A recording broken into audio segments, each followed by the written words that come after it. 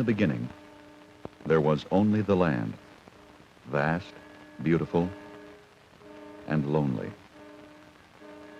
Then, according to Navajo mythology, first man and first woman ascended through a hole in the earth, emerging from the underworld into Dinata, the land of the people, and they marked its outer reaches with 4 sacred mountains. Within these imaginary boundaries, the Navajos have ever since found peace for their souls. Beyond, only danger and unhappiness. The actual Navajo reservation is an area of approximately 25,000 square miles, mostly in northeastern Arizona, but spilling over into western New Mexico and an area somewhat larger than the state of West Virginia. On this land, the Navajos have lived for hundreds of uninterrupted years, with one tragic exception. From the beginning of the white man's intrusion into the Southwest, first by the Spanish, then by the Americans, the Navajos have made a fierce effort to maintain their own cultural way of life. Because of this desire to remain free and separate, they ran afoul of the United States Army, which rounded them up in 1864 and moved them eastward into New Mexico to a desolate place on the Staked Plains known as Bosque Redondo, the Round Grove. Here they languished and died for 5 long years before the federal government finally allowed them to return to their beloved Red Rock country. The Navajos named their ordeal the Long Walk and have ever since reckoned all their dates from this climactic experience. When they returned from their captivity, they numbered less than 10,000. Yet today, with one of the highest birth rates in the world, their number has grown to nearly 130,000, by far the largest of America's remaining 230 Indian tribes. Today, the Navajos still live much as did their forefathers who survived the long walk home. The Navajo women still wear the traditional long fluted skirts and the brightly colored velveteen blouses, as did their grandmothers of long ago. The modern Navajo man, however, dresses much more in the style of the Western cowboy. Levi's, bright shirts, boots, and broad-brimmed hats.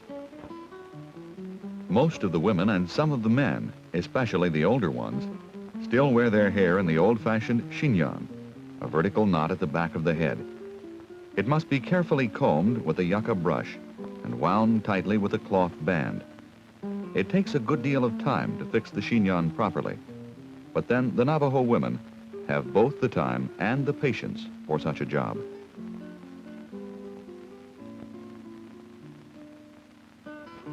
Jewelry, worn by both men and women, even while doing chores, has a dual significance for the Navajo. First, turquoise is considered to be good medicine and good luck, and wearing it helps to ward off the evil spirits. Second, it represents a visible display of a Navajo's savings. In times of difficulty, jewelry can be put in pawn with the trader for needed hard cash and later redeemed when times improve. For homes, most Navajos still use the one-roomed hogans of yesterday. Octagonal huts built of cedar logs and covered with mud, together with the branch and leaf-covered summer hogan, which allows cool relief from the blazing heat. Around the edges of the reservation, where the white man exerts more influence on the Navajo, there are growing numbers of more conventional types of housing. Even an occasional house trailer is seen. But still, most of these houses would be considered substandard, in that nearly all lack electricity and running water, or water of any kind for that matter. For water, as it has been for countless centuries, is one of the most precious commodities on this arid reservation. Summer rain clouds well up during the afternoon, and the resulting thunderstorms produce pools of much-needed water for thirsty animals.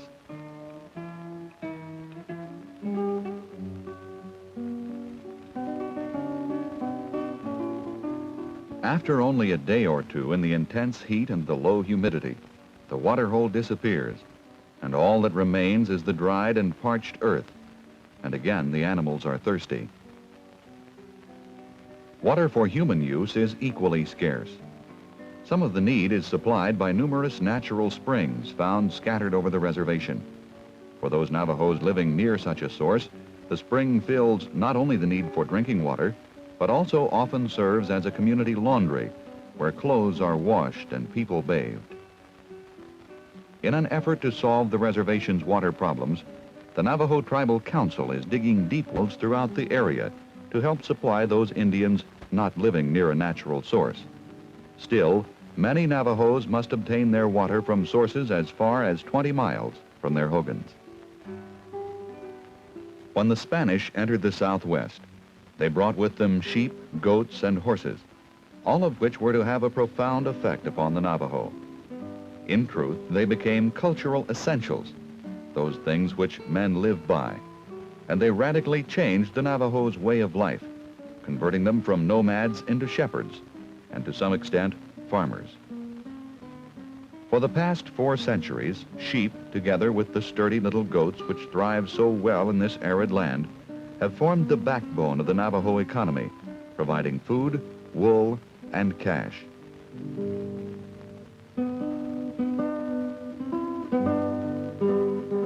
Horses, which were for centuries of prime importance to the very survival of the Navajo, have now declined to a point where they are used mainly for tending sheep and for occasional pleasure purposes by Navajo children.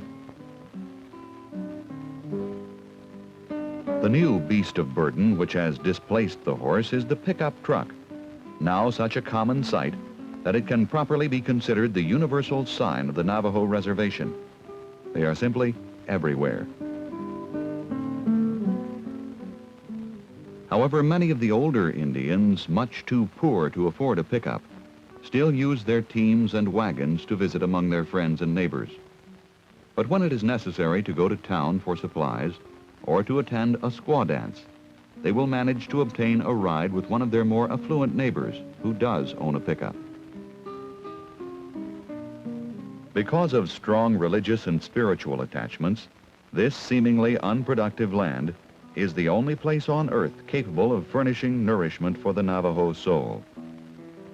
Whatever this land may do for the Navajo soul, it does little to help his physical health, as the extremely poor quality of the soil produces only meager, poor crops.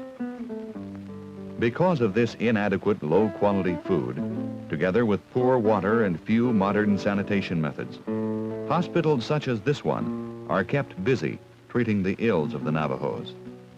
Health conditions on the reservation are among some of the worst in the nation. However, with the acceptance by more and more Navajos of modern medical care, health improvement efforts are making good progress. Also, the Navajos are increasingly willing to accept and undergo modern dental treatment, an area long neglected by most Indians. At many of the reservation hospitals, schools are being conducted to train young Navajo women to become nurses and dental assistants. Navajo women seem to have a natural aptitude for nursing and excel in this type of work. In the recent past, most Indians relied upon the medicine man or singer to administer to their ills through drumming and chanting. But the medicine man is disappearing from the culture, as are many other old customs and rituals. Some families are attempting to retain some of the old ways, such as this puberty rite, where friends and relatives gather from all over the valley to help 14-year-old Glenda Jackson celebrate her coming to womanhood. On the last day of the 4-day ceremony, the women gather inside the summer hogan to help Glenda mix and prepare the huge ceremonial cake, while at the same time subjecting her to much good-natured kidding.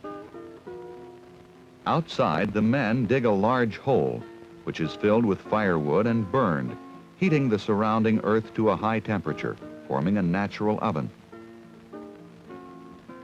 Right at sunset, the coals are removed and the pit is lined with wet corn husks, after which the cake batter is poured in by the buckets full.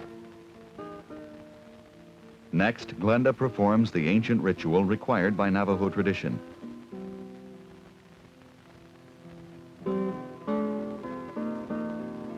After which, she scatters the first handful of sacred cornmeal over the cake, and then is joined by family and friends in spreading the rest. The batter is then covered with another layer of husks, then covered with hot coals and allowed to bake all night. At the dawn's first light, following a night of prayer and song, the medicine man cuts and blesses the cake, after which Glenda will take a bite, signifying that now she has entered womanhood. Traditions such as this are becoming lost forever because the young Navajos are unwilling to learn from their elders the involved and secret rituals of the past. None of the rituals are written down because the Navajos do not have a written language. This eroding away of the old ways is but one of the problems facing today's Navajos. Two of the major problems facing the Navajos are employment and education. Education has been a difficult problem because of the vastness of the reservation and the sparsity of the population. Further complicating the problem is the fact that the language of the reservation traditionally has been the native Navajo tongue, with English used only by adults for dealing with the white man. Consequently, few children are able to speak more than a few words of English when they start to school, and in most cases, their teachers speak little or no Navajo. In an effort to solve this problem, the Tribal Council has instigated a program to train Navajos to be teachers. Children will then have teachers who understand them culturally, who are able to speak their native tongue, and who can teach them English as a second language.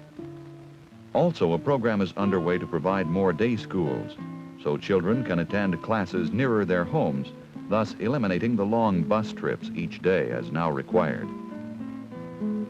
Each year, over 3,000 teenagers graduate or leave school. Of these, only a little over a third find jobs on the reservation or its fringes. The rest must either remain at home unemployed or leave the reservation and seek work in the white man's society. Older Navajos face this same problem of too few jobs and too many people. The Tribal Council makes every effort to attract outside industry by granting 99-year leases and guaranteeing a large and willing labor pool. However, few companies have taken advantage of the opportunities, partly because of the remoteness of the reservation.